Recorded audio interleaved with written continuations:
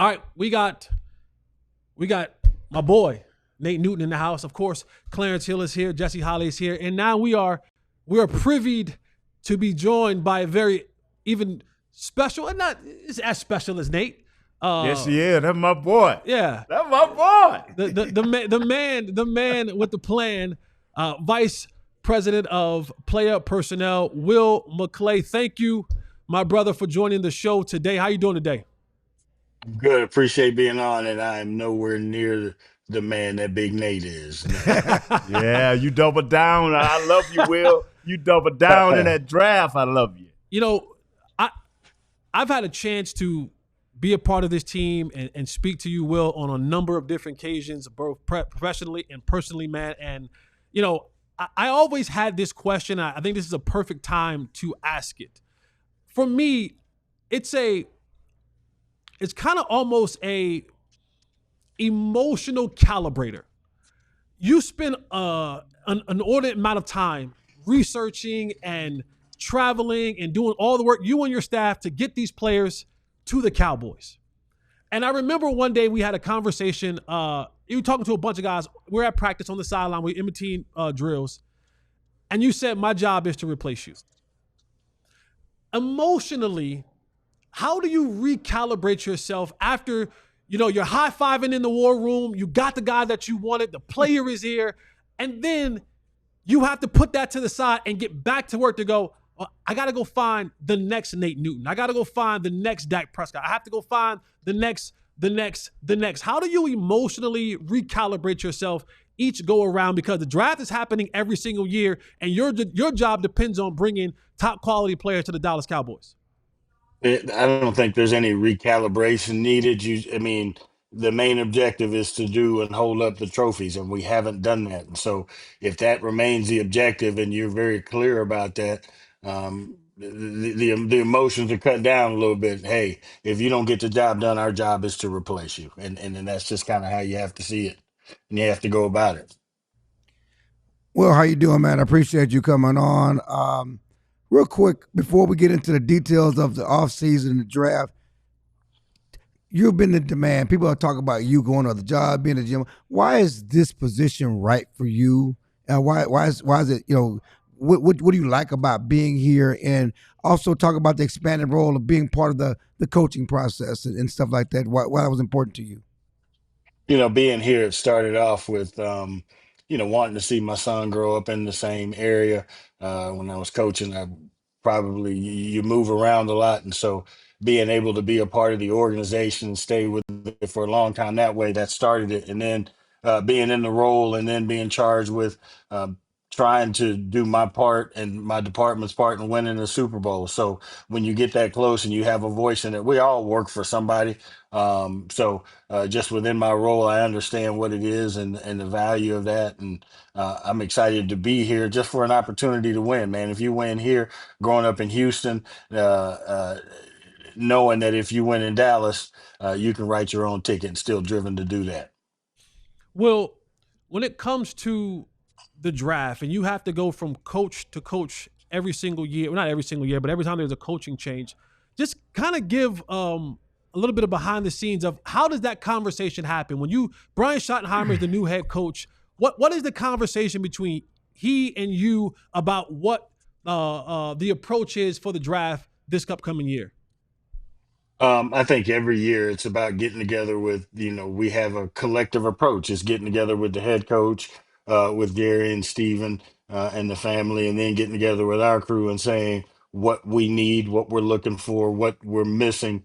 So it's the collective process in it. But I think that getting with the coach, every coach has a scheme. Every coach is looking for, a particular type of player, a nuance and this and that. But we're all looking for good football players. So the quicker you get on the same page, the quicker that they understand that the quality of the product that you're giving them. Like this year's draft is different than next year's draft or the previous year's draft, and talking about how you see players fitting and being on the same page with that.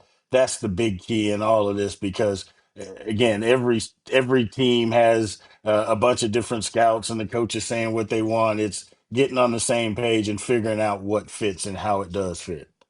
Brother Will, this is a question I want to ask you, man. It's been on my mind. Uh, how close do y'all stay to y'all board during a draft? Do need supersedes that sometime, or are y'all strict about and real disciplined about staying with who's the best player on your board? The draft, it's a combination. You have a draft, you're trying to fill needs that you have, and then there's also the best player available. Well, you have to keep those things in mind, and your board is set up where you value players, and those players have a value from high to low. And then there's the positions that you need, it's equated in there. And so you think about it, and it's kind of a match. You're going through it now. If I'm at a point in the draft where the best player available is a running back, and we have drafted one or we have spent money. So you start to figure out how to manipulate the board. Not only do you talk about what's on the board, you try and strategize about how do you get what you need within the right value. That's the mastery of the draft process, is figuring out not only the quality of the players, but how many or quality that you can fill those needs. So it's a combination. Do you, as your position, do you sometimes do you have to stand on the table and say, "Look at here, Mr. Jones, this is who we need," or you never get on that table? No, we get on the table. And I think Okay. that's the beautiful part about our process. Everybody has a voice, and you get to stand on the table for what you believe in.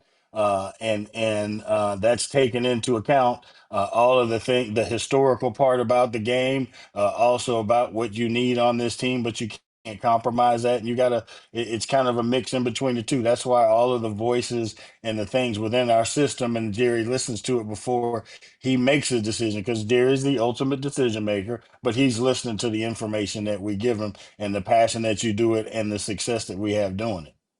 We got a lot of players. You guys have had a lot of players. Very busy this offseason. You've been burning the candle at both ends. You talking about the offseason, free agency, the draft, the trade, guys you picked up. They all like your kids. Is there one that you say, I can't wait to see him on the field? Is there one of these pickups, obviously it was a draft free agency, that you can't wait to see on the field?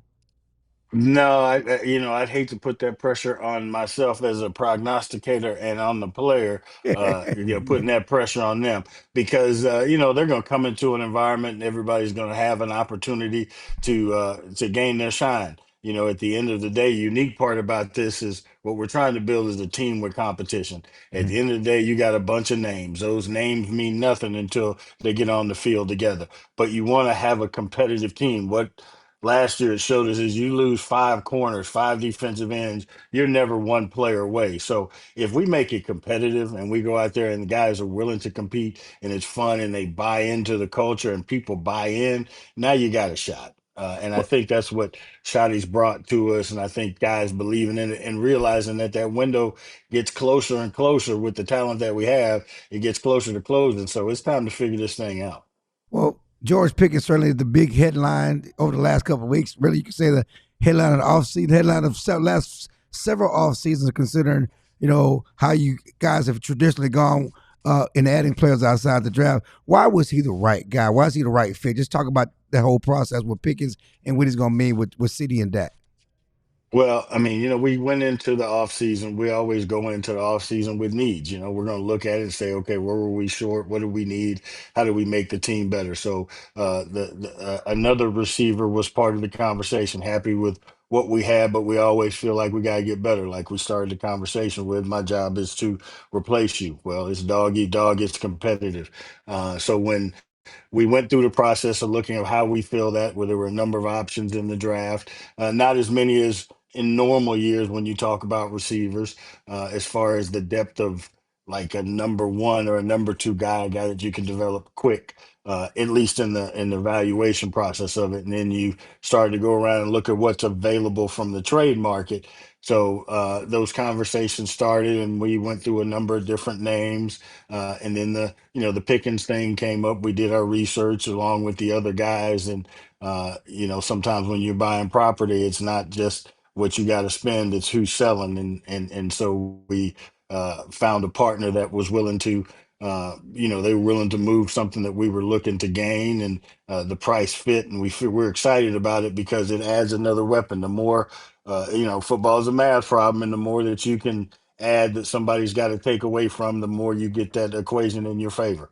How much homework you do on the off the field stuff, and that wasn't a big deal. I mean, ultimately, it wasn't a deal breaker for you.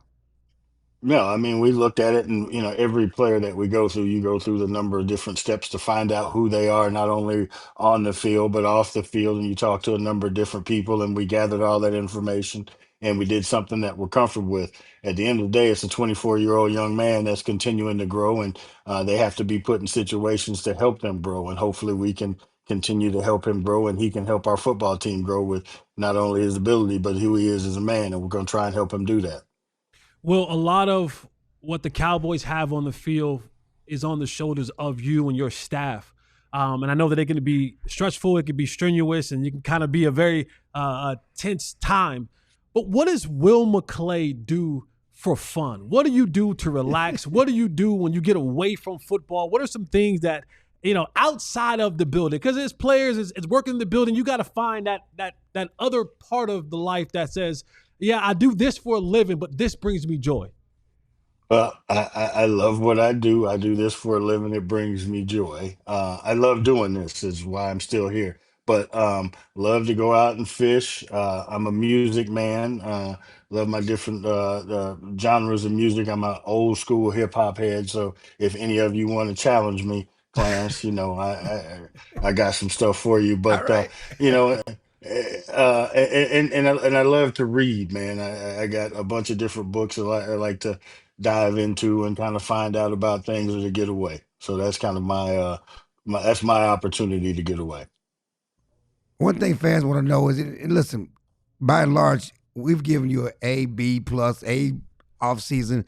What you did in off season, we did certainly this George Pickens thing. One question most fans have, we got a lot of people in the chat. Tell me what you've done and how you think you guys have done to improve against the run, which has been a bugaboo for the last couple of years. Certainly, you brought in Solomon Thomas and you added some DTs late, but just tell me why this team will be better against the run this year.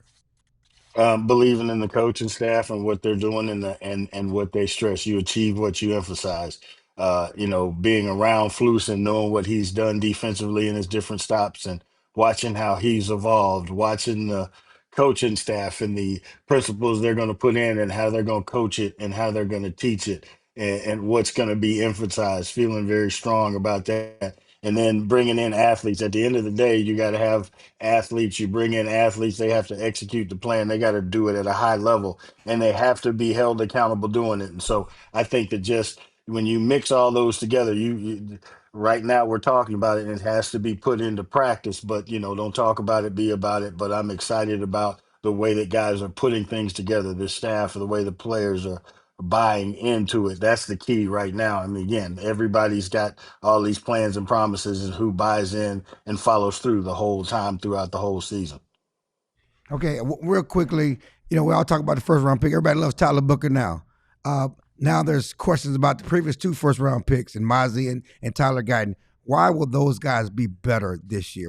Start with Tyler Guyton, please.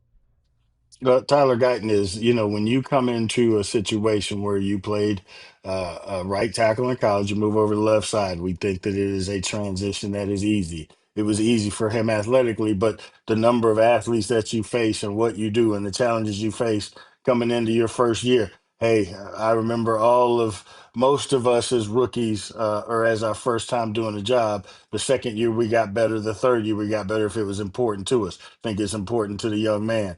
I think with new coaching and new style, he's gonna get better. If you think about his first game, he went from playing at University of Oklahoma on the right side to playing against Myles Garrett and the Cleveland Browns, his first game of his pro career on the other side. So I expect him to grow up and to continue to get better. And then with Mozzie, it's a continued development into the position. The physical abilities there. Some people, it takes them an extended amount of time. It all depends on, some people it takes them a short amount of time. Some people it takes a little bit longer. And really what they have is 4 years, 4 to 5 years in that first contract. And we got to see that value come out of them. And time's running short on guys, and guys realize that. And again, my job is to replace you, and we're continuing to try and find guys. And if we talked about the replacement and competition, hey, if you stand up to competition, it's going to be a competitive camp, and the cream will rise to the top. Man, we thank you so much, Will. You're irreplaceable. We appreciate you so much, man. We thank you for joining the show today, man. And yeah, man, keep doing it, brother. We'll keep watching, man, and we appreciate you so much. Thank you.